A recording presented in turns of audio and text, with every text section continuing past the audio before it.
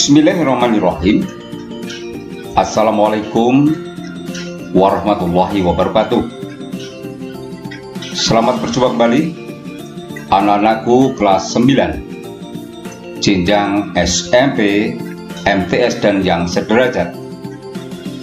Selamat berjumpa kembali kepada Bapak Ibu guru, teman-teman pengajar, rekan sejawat, khususnya para pengajar mata pelajaran prakarya kelas 9. Kali ini kita berjumpa kembali dengan channel saya, Mas Sarjan Channel.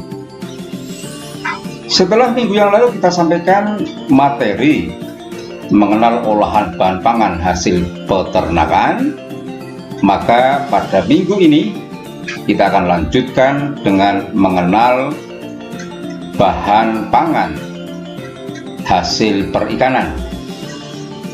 Namun sebelum kita masuk ke materi, seperti biasa, bagi yang baru mampir pada channel saya ini, baik pada anak-anakku dan Bapak Ibu guru yang lain, mohon tolong untuk bisa disentuh subscribe-nya. Cirinya, jika tulisan subscribe masih berwarna merah pada bagian bawah video ini, berarti belum disentuh. Mohon tolong untuk bisa disentuh terlebih dahulu. Dan kepada yang sudah menyentuh, saya sampaikan banyak terima kasih atas supportnya pada channel ini.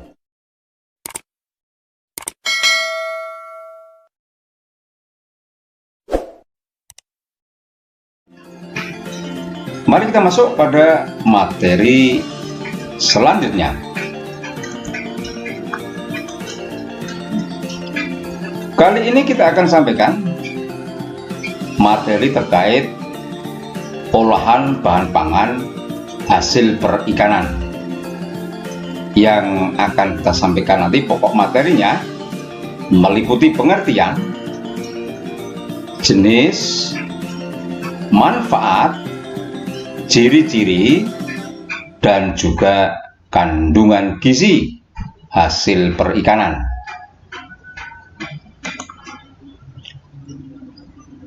Bahan pangan perikanan itu antara lain ada ikan, ada udang, ada cumi-cumi, rumput laut, dan sebagainya.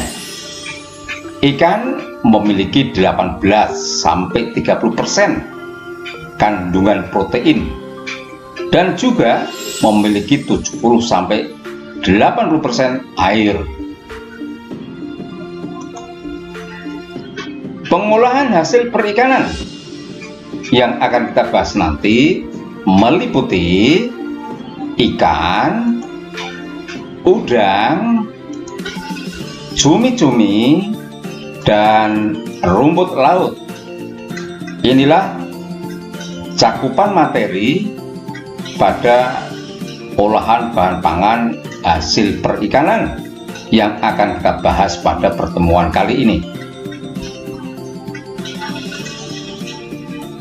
Pengertian ikan, kita tidak asing dengan ikan ya.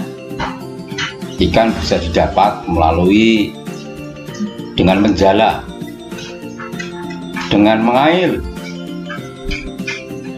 ataupun dengan cara-cara lain.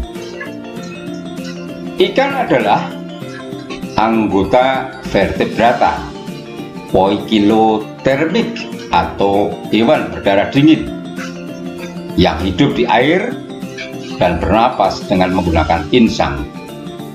Berbagai cara telah ditempuh untuk memenuhi kebutuhan masyarakat dalam mengkonsumsi ikan melalui pengembangan budidaya ikan secara intensif. Jenis-jenis ikan menurut ekologinya, di antaranya ada ikan perairan tawar,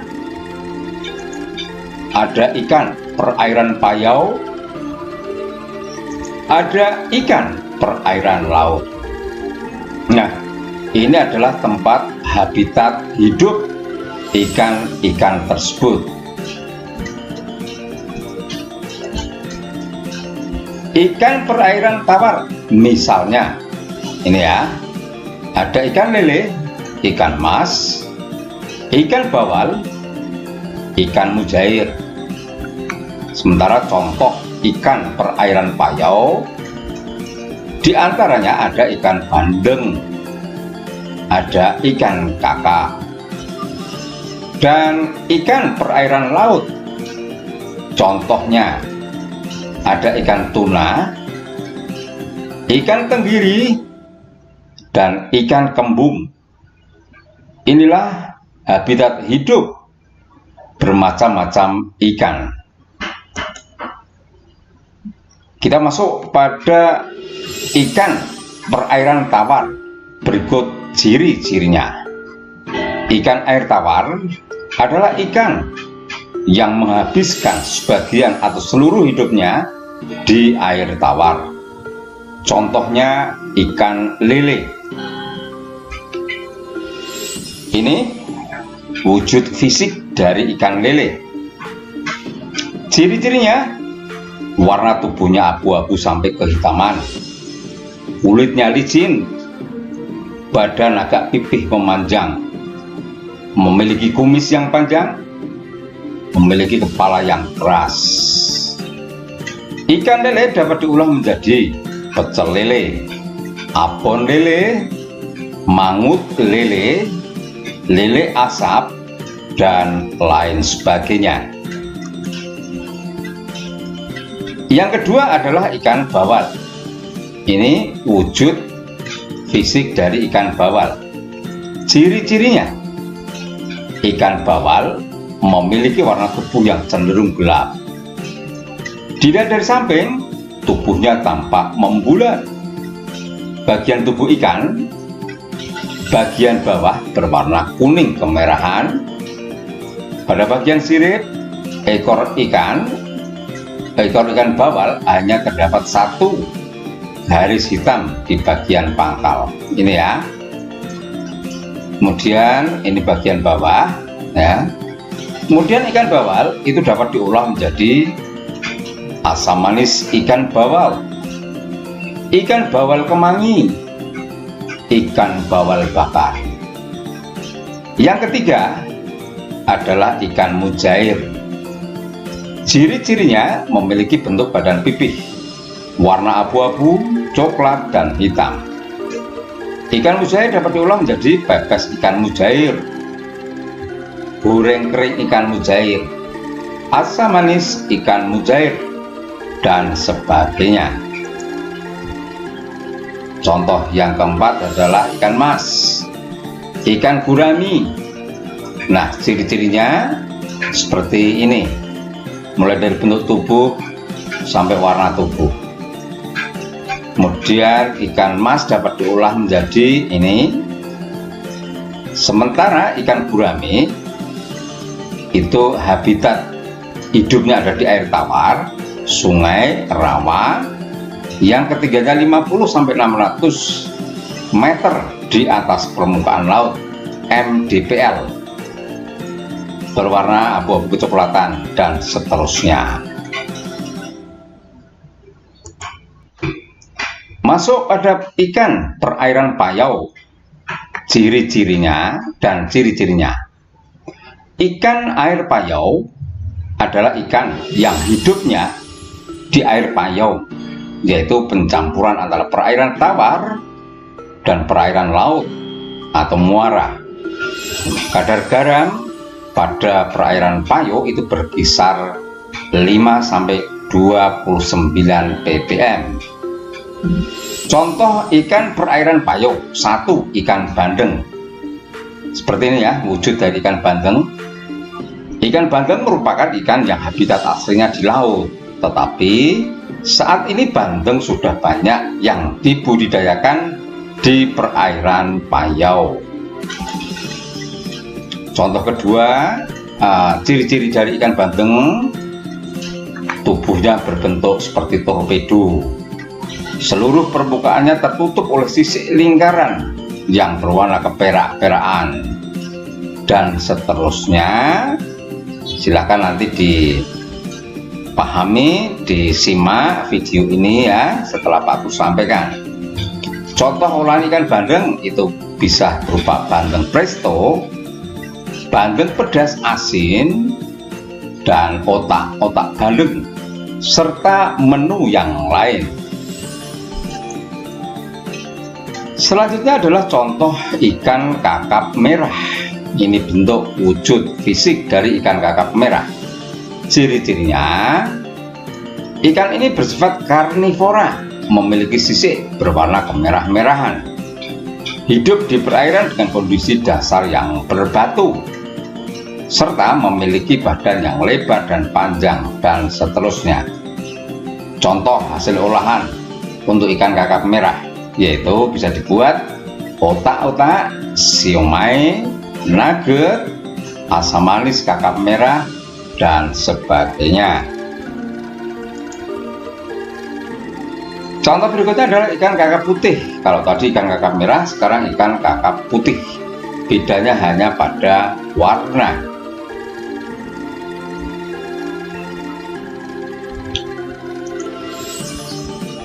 Ikan perairan laut sekarang, berikut ciri-cirinya.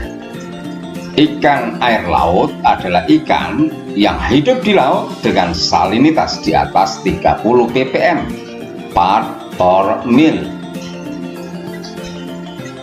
Contoh ikan perairan laut 1. Ikan tuna. Ciri-cirinya, perhatikan gambarnya. Ikan tuna berwarna perak keabu-abuan. Bentuk tubuhnya seperti torpedo dengan mulut runcing. Ikan tuna memiliki 2 sirip punggung ya, yang di atas dia, yaitu sirip yang berukuran kecil dan terpisah dengan sirip kedua. Ukuran tubuhnya berkisar antara 100 sampai 225 cm.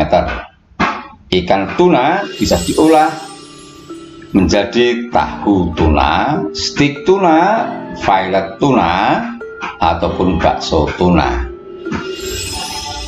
Selanjutnya, ikan tenggiri.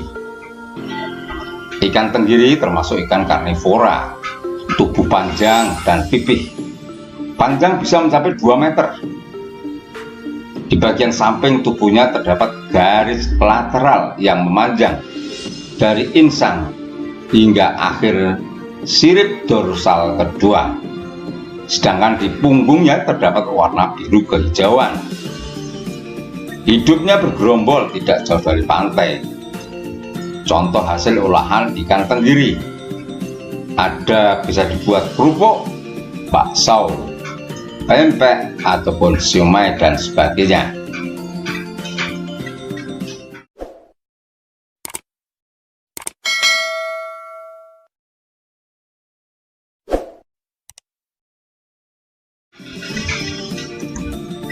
Selanjutnya adalah ikan kembung. Seperti ini ya wujud ikan kembung. Ikan kembung memiliki warna biru kehijauan di bagian atas dan bagian bawah, berwarna putih kekuningan. 2 garis totol-totol hitam itu terdapat pada punggung. Sirip punggung keabu-abuan, keabu-abu kuningan, sirip ekor dan dada kekuningan. Ikan kembung ini memiliki panjang maksimum 35 cm. Contoh hasil olahan pangan ikan kembung bisa dibuat ikan goreng, bumbu balado, bumbu kuning, dan atau ikan kembung tanpa duri. Selanjutnya adalah manfaat ikan. Kita lihat berbagai jenis ikan ini ketika dikonsumsi itu memberikan manfaat bagi manusia. Yang pertama, memiliki kandungan omega 3 yang berguna membantu proses perkembangan otak, saraf, dan mata pada janin. Ciri kedua, mengandung serat protein yang pendek sehingga mudah dicerna. Begitu seterusnya sampai pada bagian bawah, mengandung vitamin B6 dan B12.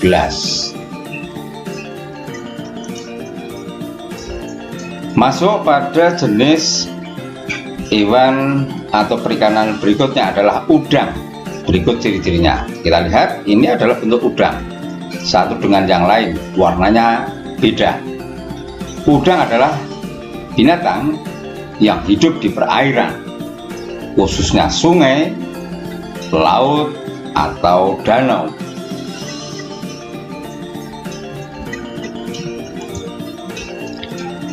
Macam-macam udang. Jadi udang itu tidak sembarangan ya. Banyak terdapat macam udang. Di antaranya ada udang jerbung, udang flower, udang windu, dan udang barong.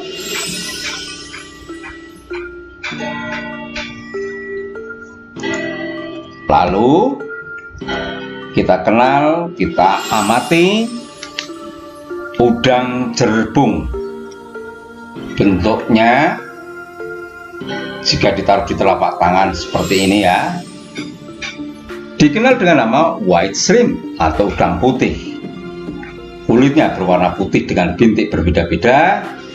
Ada bintik hijau, kuning, dan hitam. Terdapat 3 jenis udang jerbung, yaitu ada udang peci, udang bambu, dan udang pisang.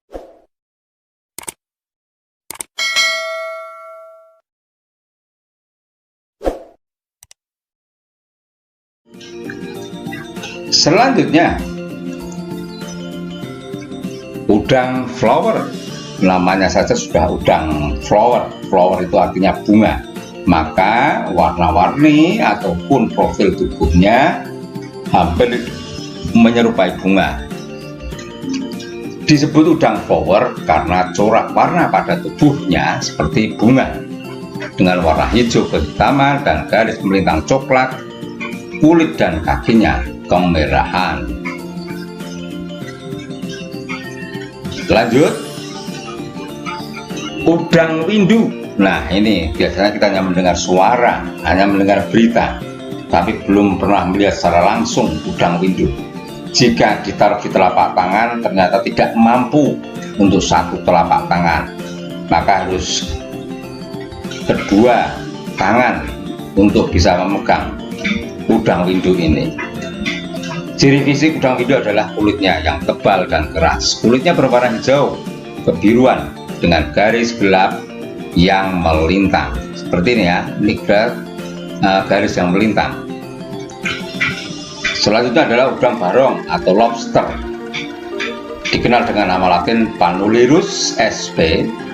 Udang ini dikenal dengan sebuah atau sebutan nama udang lobster. Ukurannya besar, kulitnya keras, dan memiliki warna hijau, coklat, coklat kemerahan, dan hitam kebiruan.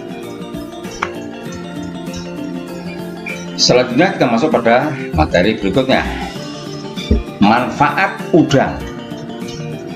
Banyak di antara kita mengkonsumsi sekedar mengkonsumsi, tetapi tidak paham akan manfaat bagi tubuh.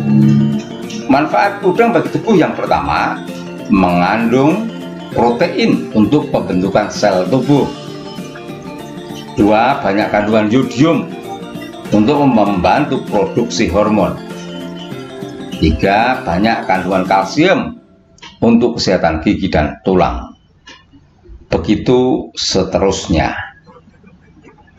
Berikutnya adalah cumi-cumi dan ciri khususnya. Perhatikan cumi-cumi di gambar ini adalah kelompok hewan cephalopoda yang besar atau jenis moluska yang hidup di laut.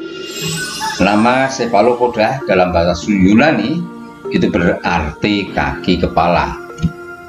Hal ini karena akhirnya terpisah menjadi sejumlah tangan melingkari kepala. Ciri-ciri khususnya untuk cumi-cumi: memiliki tentakel pendek dan dapat berkerut dengan cepat. Cumi-cumi ini menyemprotkan tinta paket untuk pelindung diri. Sekali lagi, cumi-cumi menyemprotkan tinta pekat untuk pelindung diri. Dapat memancarkan cahaya pula, juga dapat bergerak sangat cepat.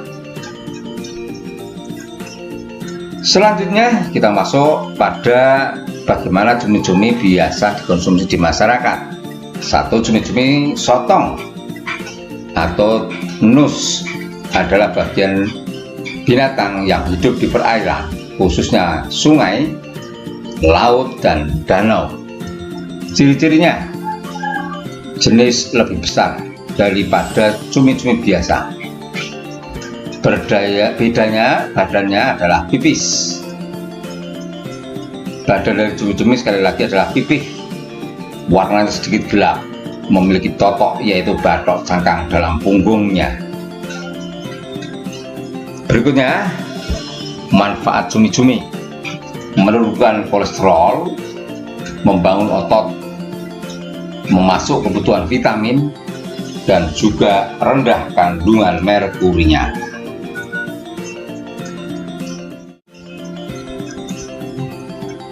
Berikutnya adalah mengenal rumput laut dan ciri khususnya.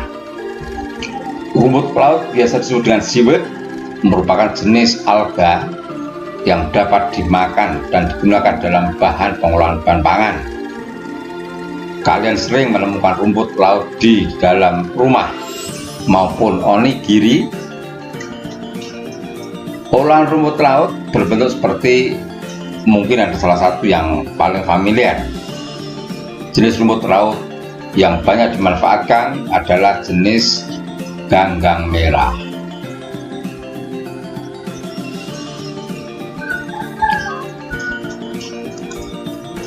Berikutnya adalah manfaat rumput laut, yaitu membantu pertahanan atau membantu mempertahankan berat badan, membantu mempercepat penyembuhan luka, menguatkan tulang dan gigi, baik untuk penderita diabetes maupun kolesterol, terhindar dari pembengkakan kelenjar tiroid, memperlambat penyebaran kanker payudara. Sekarang kita lihat tabel kandungan gizi macam-macam ikan. Nanti ada tugas di akhir materi ini, yaitu menghitung bagaimana cara menghitung kandungan gizi yang terdapat pada jenis-jenis perikanan. Kita lihat komposisinya, ada ikan lele, ikan mas, bandeng, kakap, tenggiri, tuna, kembung, udang, dan bawal. Ada komposisi beberapa ikan, kemudian ada kandungan gizi per 100 gramnya. Kalori itu ada 84 untuk ikan lele, proteinnya 14,8, lemaknya ada 2,3, kolesterolnya ada 58, dan zat besinya 0,3. Begitu seterusnya sampai pada ikan bawal. Nah, sekarang kita lihat contoh untuk menghitung kandungan gizi ikan.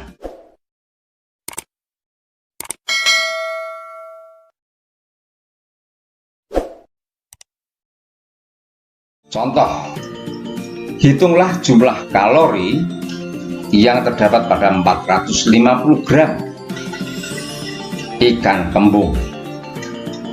Kita cepat saja untuk menjawab.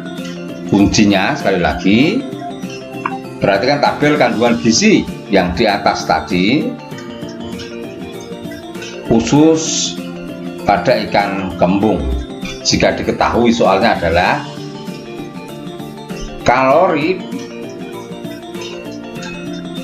per 100 gram ikan kembungnya itu adalah 112. Sementara berat ikan kembungnya adalah 450 gram. Jadi kalori yang terdapat pada ikan kembung seberat 450 gram adalah 450 dibagi 100 ya. Tadi 100 per gram tadi ya.